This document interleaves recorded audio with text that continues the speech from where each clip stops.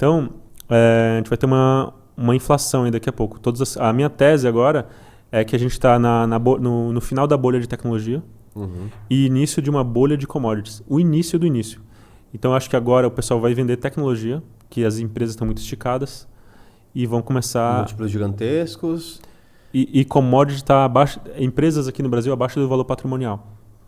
Nossa. Muitas empresas de commodity, né?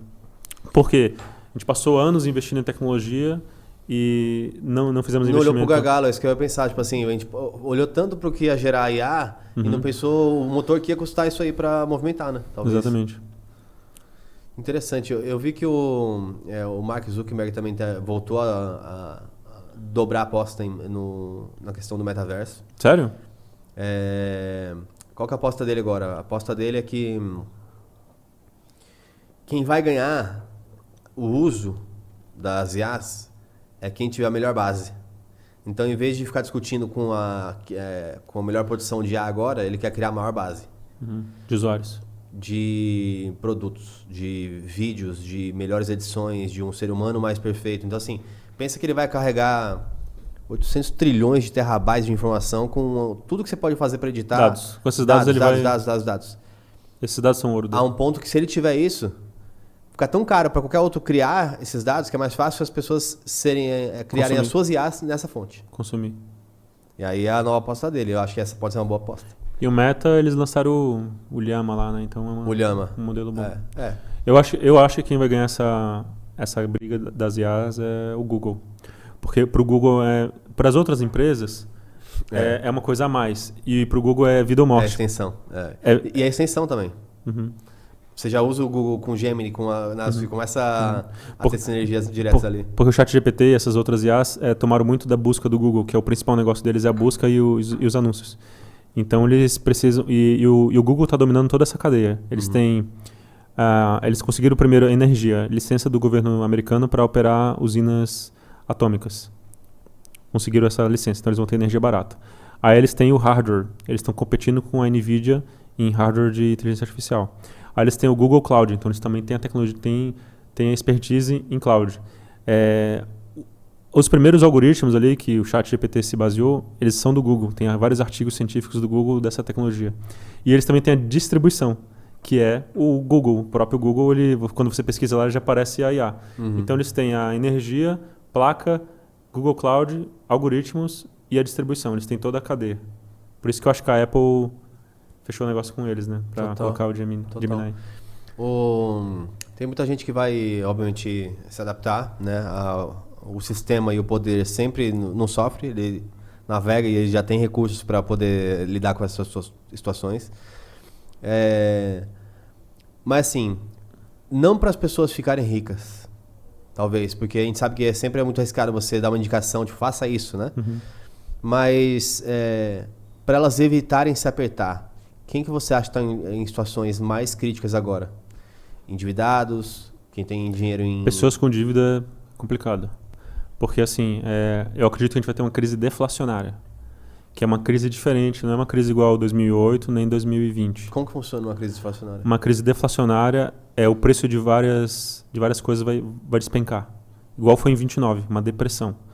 Então, o preço dos imóveis vai despencar, o preço das ações vai despencar. Ao mesmo tempo que ela é deflacionária, ela é inflacionária, porque o preço de algumas coisas vai subir muito ou vai se manter. E aí a pior coisa que você pode ter numa crise deflacionária é dívida. Porque se você tiver dívida e tiver inflação, você trava o valor de uma casa, a inflação ela come a sua dívida. A própria inflação paga a sua dívida. Pô, eu estou devendo 1 milhão agora. Eu fiz um financiamento de uma casa, estou devendo R$1 milhão. Vou pagar em 30 anos esse R$1 milhão. Beleza. Em 30 anos, R$1 milhão vai ser o salário mínimo, por exemplo. Né? Vai ser o preço de um McDonald's, porque vai tendo zeros na nota, né? Então é igual a gente pensar no que R$100 comprava antigamente e no que compra hoje, né? Nos anos 90, eu lembro de... claramente, assim, eu era uma criança, né? Mas eu lembro de... A primeira situação financeira que eu fui exposto, de lembrar, assim, ouvindo dentro de casa, que o carro que meu pai tinha comprado ia custar uma casa. Porque o dólar, na época dos anos 90, mudou muito e era tudo leasing em dólar. Então o real ficou bom e o dólar tava, sei lá, foi para sei lá quanto que era. E aí tudo se perde mesmo. Porque agora como é que você negocia depois que o preço já está mais alto, né? Fica meio complexo. Na inflação, se você tem dívida, você ganha dinheiro. Porque a dívida ela vira pó. Na deflação é o contrário. Porque o dinheiro ele fica muito mais caro. O dinheiro fica muito mais caro. Então as pessoas que estão endividadas, elas vão sofrer muito. Né? Mas isso lá nos Estados Unidos, vai ter uma deflação nos Estados Unidos. Então assim, é complexo o que está para acontecer, é complexo. Eu passo muito tempo pensando nas possibilidades. Porque ao mesmo tempo que eu acredito isso, eu acho que aqui no Brasil pode ser que tenha bastante, a Selic vai para 30%, 40%. E aí você pode pensar, 30% a Selic, mas é só uma subida de 100%, de 15% vai para 30%, é uma subida de 100%. Desde a pandemia, a gente subiu 700%. Estava 2%, depois foi para 4%, depois foi para 8%, depois foi para 15%, que é quase 16%. Então, subiu aí, né, milhares por cento. Né? Então, para uma subida mais de 100% é um pulo. Né? E o momento mais crítico é um pouquinho antes da crise. Porque as pessoas, ou se for uma crise deflacionária, as pessoas vão fazer dívidas e tal, e é complicado. Como que você vê o papel da China nesse mundo de reservas monetárias? Porque assim, aí eu posso falar um pouco do mundo do colecionismo, por exemplo. Que eu lembro quando o Bitcoin bateu pela primeira vez uns 120 mil, eu pude ver nitidamente o movimento de pessoas tirando 10%. Subiu tanto, quando saiu agora de 40 para 100. Muitas pessoas tiraram 10% ali, realizaram isso, e o fluxo para o mundo de colecionáveis foi muito, muito alto. Legal. Então, por isso que as cartinhas Pokémon também ficaram tão caras, ou mesmo colecionáveis como revistas, carros, tudo. Por quê? Acaba que eu acho que essa parte do colecionismo, ela é tipo uma obra de arte. É uma obra de arte, mas eu acho que ela é uma obra de arte de uso específico. É a minha tese para o futuro. Então, pense que a obra de arte, antigamente, o que era arte? A casta era uma só. Você se adaptava à casta rica. E a casta rica tinha casas grandes, quadros na parede. Isso era arte. Ou estruturas de esculturas de metais ou coisas do tipo, né? A arte, hoje em dia, no mundo mais centralizado, ela é mais nerd, ela é mais geek, ela é mais específica. Então, tem o cara que vai colecionar, sei lá, o chassi do carro número 1 que o Elon Musk fez o negócio. Em Dubai, eles têm as placas de carro, né? Exato. Então, placa de carro, quanto menor o número... Tudo é colecionável. E aí, nessa parte, inclusive, pelo menos é uma parte que entrou bem, acho, o mundo cripto, que ele conseguiu ainda ter, tipo, nomes de site, algumas coisas assim, eles adaptaram bem essa relação. Esse movimento dos colecionáveis, ele foi muito mais óbvio pelos chineses. Então, os chineses tomaram relógios, eles compraram carros. Então, quem mais compra carro de luxo e colecionáveis do mundo são os chineses. Cartas Pokémon. Ativos digitais, por exemplo, Counter-Strike, qualquer outro ativo digital, os chineses estão dominando. Então, tem uma teoria lá que tem muitos jovens fazendo dinheiro e colocando de volta no mundo real ou em outras coisas para ter esse grau de dominância. Esses outros mercados, se você acha que podem evaporar ou ter um risco um pouco maior, né, num cenário, por exemplo, de deflação? Porque eu tenho visto que as bolhas do colecionável também, em alguns casos são sim bolhas, não todas, né? Mas em alguns casos são.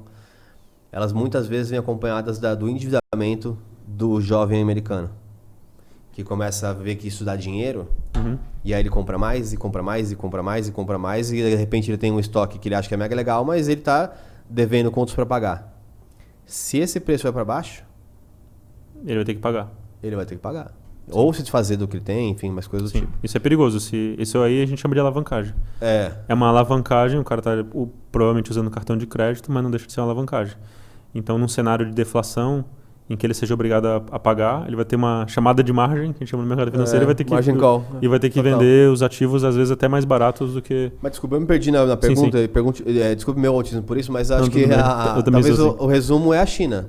Como que você vê a China jogando esse... Tá, a China... O que acontece? A China, a propriedade privada lá, ela é uma concessão do Estado que dura 99 anos. Então, por isso que as pessoas investiam muito em imóveis, né? Os chineses compravam muito imóveis. Aí teve algumas bolhas ali, a formação de algumas bolhas, algumas construtoras quebraram. E os chineses ficaram meio traumatizados com imóveis agora. Né? Eles também estão percebendo que tem uma bolha de imóveis. E os chineses e os indianos estão comprando muito metal, ou muito ouro, muita prata, né? E também porque isso faz parte de uma política do país. A China proibiu as exportações de ouro e prata, e eles precisam desses metais para poder fabricar eletrônicos, para poder exportar. Então é a matéria-prima para a indústria chinesa, né? Máquinas, eletrônicos, essas coisas que a gente compra na Shopee, no AliExpress aí. Ainda mais com as fábricas invisíveis, né? Porque não tem mais funcionários. Então... E já é tradicional da China investir em metais há milênios, né? Então, assim, eu acho que sobre esse mundo de colecionismo eu não conheço muito, mas se você está me falando que os jovens estão se endividando, eu acho que não é que o mercado vai morrer, mas ele pode dar uma despencada, porque ele vai sofrer uma chamada de margem e talvez Qual que é a ideia da deflação, dessa crise? Como é que você pode se preparar e como é que você pode ganhar dinheiro? É você ter dinheiro e metais. Dinheiro porque o dinheiro ele vai sumir. O dinheiro ele vai evaporar. Ele some mesmo. Ele some, nesse momento a base monetária diminui. O banco não dá crédito. E ele some. O dinheiro ele some. Como que ele some? Ele é destruído mesmo. É um processo de destruição de dinheiro. Tem um processo de criação e esse processo de destruição de dinheiro. Então, quem tiver dinheiro físico e tiver títulos curtos, como T-bills, e aqui no Brasil acho que é a Selic, vai conseguir ter dinheiro e aí as outras coisas vão tudo